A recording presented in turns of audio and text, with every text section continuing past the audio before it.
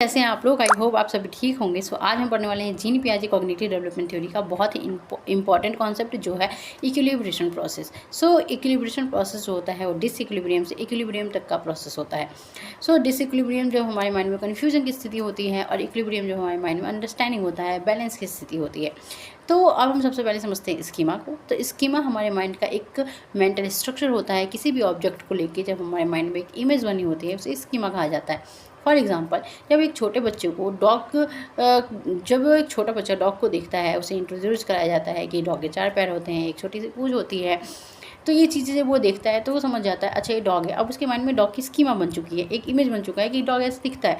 लेकिन जब वो कैट को देखता है तो उसे भी डॉग बोलता है। उसे लगता है कि उसके भी 4 पैर हैं, उसकी भी पूंछ है, तो उसे भी वो डॉग बोलता है। तब उसके पेरेंट्स बताते हैं नहीं नहीं ये डॉग नहीं, ये कैट है। तो उसके माइंड में फिर वो डिसइक्विलिब्रियम की स्थिति में चला जाता है। उसे लगता है अरे अभी तो उन्होंने डॉग बोला था, अब ये कैट बोल रहे हैं।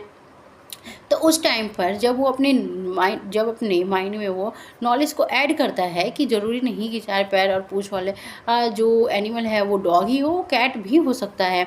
तो इस चीज़ में जो अपने माइंड में जो वो नॉलेज को ऐड कर रहा है उसे बोला जाता है एसिमिलेशन।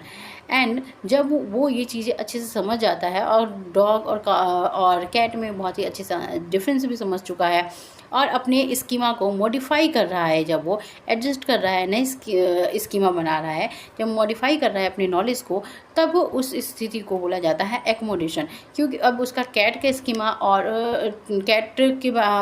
और डॉग के बारे में वो डिफरेंस समझ चुका है। ओके, और कैट का स्कीमा, डॉग का स्कीमा अलग अलग बन चुका है उसके माइंड में। ओके, अब जब उसके दिमाग में बहुत सारे स्कीमा, कैट, डॉग और भी एनिमल्स की स्कीमा अलग अलग तरीके से लगे हुए हैं, सिस्टमेटिकली लगे हुए हैं, जब उसे पता चल गया है कि अच्छा ज़रूरी नहीं है कि सिर्फ 4 पैर और पूँछ होने से वो डॉग है, वो कैट भी हो सकता है और वो काऊ भी हो सकता है, और बहुत सारे स्कीमा उसके दिमाग में बने हुए हैं, सिस्टमेटिकली ऑर्गेनाइज्ड हैं। इस चीज़ को ऑर्गेनाइजेशन कहा जाता है।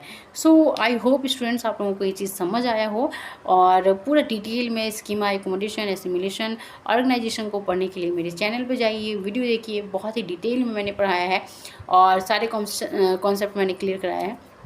तब भी कोई भी आपको डाउट हो तो आप मुझसे पूछिए, कमेंट करिए, आप मुझसे पूछिए, मैं आपको बताऊंगी। एंड आई होप आप लोगों को ये वीडियो अच्छी लगी होगी। तो keep watching. Thank you so much.